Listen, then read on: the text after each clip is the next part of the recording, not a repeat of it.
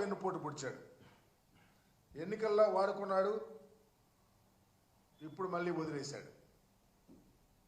చంద్రబాబు నాయుడు మైనారిటీలకు నష్టం జరిగితే ఎట్టి పరిస్థితుల్లోనూ అంగీకరించాలని ఆ రోజు ఎన్నికలప్పుడు చెప్పాడు.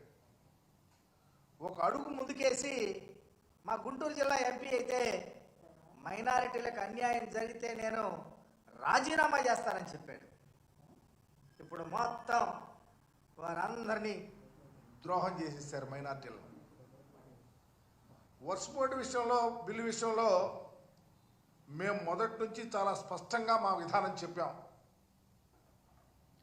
రాజ్యాంగ వ్యతిరేకంగా ఉండే ఈ బిల్లును పూర్తిగా వ్యతిరేకిస్తున్నామని చెప్పి మా అధ్యక్షుడు పలుమార్లు చెప్పారు. ఆ మేరకు లోక్సభలో వ్యతిరేకంగా ఓటేశాం, నిన్న రాజ్యసభలో ఓటేశాం. దీంతో రాష్ట్రంలో ఉన్న మైనారిటీలంతా టీడీపీ చేసిన ద్రోహాన్ని చర్చించుకుంటున్నారు. ఇంత అన్యాయం చేశారు, చంద్రబాబు నాయుడు ఇంత మోసం చేశాడు, ఓడదాటిన దాకా ఓడమల్లన్న, ఓడదాటిన తర్వాత బోడిమల్లన్న అనే విధంగా మమ్మల్ని మోసం చేశారని నిలదీస్తుంటే దీన్ని తప్పించుకోవటానికి చంద్రబాబు ఏం చేశాడు? యథావిధి యథారాజా తథా ప్రజ అనే విధంగా డైవర్షన్ పాలిటిక్స్ మొదలైశాడు. దాంతో వైఎస్ఆర్ కాంగ్రెస్ పార్టీ రాజ్యసభలో విప్పు జారీ చేయలేదని, బిల్లు అనుకూలంగా ఓటు వేసిందని నకిలీ వార్తలు సోషల్ మీడియాలో తిప్పుతూ ఉన్నాడు. టీడీపీ అనుకూల జర్నలిస్టులు, అనుకూల మీడియా తమ తమ సంస్థల్లో సోషల్ మీడియాలో అకౌంట్లలో తమ తమ మీడియా సంస్థల్లో ఈ ఫేక్ న్యూస్ నడుపుతూ ఉన్నారు. ఒకసారి వైఎస్ఆర్ కాంగ్రెస్ పార్టీ విప్ జారీ ఎలా చేసిందో మీకు చూపిస్తాం.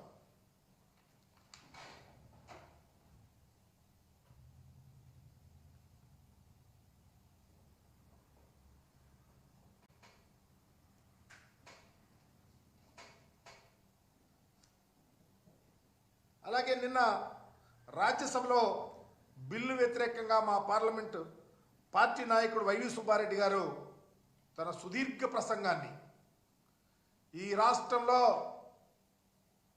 మైనారిటీలకు వైఎస్ఆర్ కాంగ్రెస్ పార్టీ అండగా ఉంటుంది,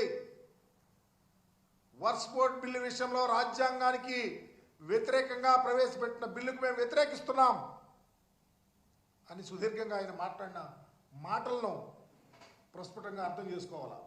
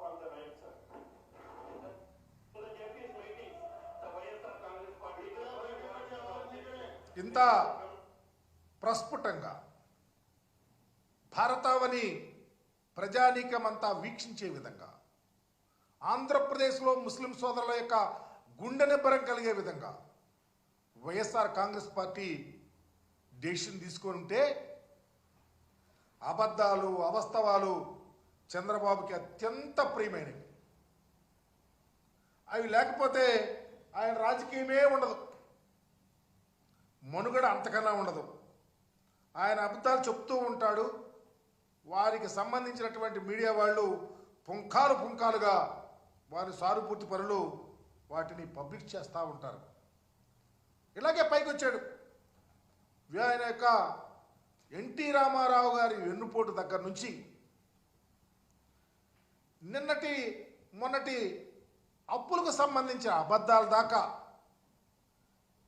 ఈరోజు ప్రజలను మోసం చేస్తున్న P4 కార్యక్రమం వరకు అన్నీ అబద్ధాలే.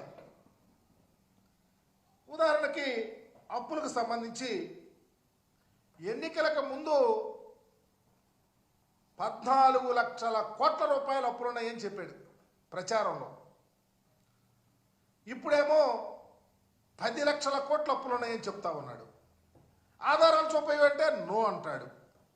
చివరికి మీరు ప్రవేశపెట్టిన బడ్జెట్లో కేంద్ర ప్రభుత్వం సాక్షాత్తు చెప్పింది 5,62,00,000 కోట్ల రూపాయలు అప్పులున్నాయని చెప్తే మీరేమో అప్పులు అనుకుంటా అప్పుల మీదే బ్రతకాలని చూస్తూ ఉన్నారు. ఇకపోతే రెండవది P4కి సంబంధించి సమాజంలో 20% పేదలు, వాళ్ళకి సంబంధించి 10% బాగా సంపన్నులు ఉన్నారు, వారికి అప్పగిస్తారని చెప్తా ఉన్నాడు.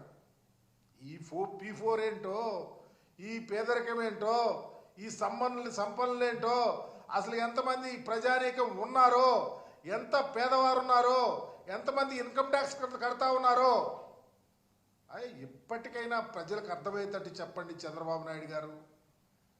ఎందుకు ఈ రాష్ట్రంలో 1,61,00,000 కుటుంబాలు ఉంటే దాంట్లో తెల్ల రేషన్ కార్డులు ఉన్నవాళ్ళు 1,41,00,000 కుటుంబాలు. అంటే 90% పేదవారే.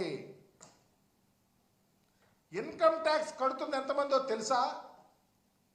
8,60,000 మంది కుటుంబాలు మాత్రమే ఇన్కమ్ ట్యాక్స్ కడతా ఉన్నారు. ఇంత దారుణమైన అబద్ధాలు ప్రజల్లోకి తీసుకెళ్లాలని ఎన్నికల్లో చెప్పారు. అబద్ధాలు పుంకాలుగా రాయించారు. మరలా అబద్ధాలు చెప్తా ఉన్నారు. మరలా డైవర్షన్ పాలిటిక్స్ చేస్తూ ఉన్నారు. చివరికి ముస్లిం మైనారిటీలను కూడా వాడుకుని ఎన్నికల్లో గెలిచి వారికి హాని చేసి జగన్మోహన్ రెడ్డి గారి మీద అబద్ధాలు వల్లించడం అంటే ఇది కాదా చంద్రబాబు అని అడుగుతా ఉన్నాం.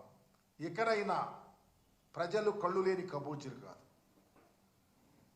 అజ్ఞానులు కాదు, ప్రజలు విఘ్నులు, ఆలోచించేవాళ్ళు. రాష్ట్రం యావత్తు ముస్లిం లోకం ఉడికిపోతా ఉంది నువ్వు చేసిన మోసాలకి. అందుకనే వక్ఫ్ బోర్డు విషయంలో ఈ అబద్ధాలు చెప్తా ఉన్నాడు, నకిలీ వార్తలు అబద్ధాలు రాయిస్తా ఉన్నాడు. తస్మాత్ చంద్రబాబు జాగ్రత్తగా ప్రజలకు సమాధానం చెప్పుకునే రోజు దగ్గరకు వస్తుంది. మీరు జగన్మోహన్ రెడ్డి గారి మీద మరకలేస్తాకి చూస్తా ఉన్నారే, సచ్చీలుడుగా కడిగిన ముత్యంలాగా బయటకు వస్తాకి జగన్మోహన్ రెడ్డి గారు సిద్ధంగా ఉన్నారు.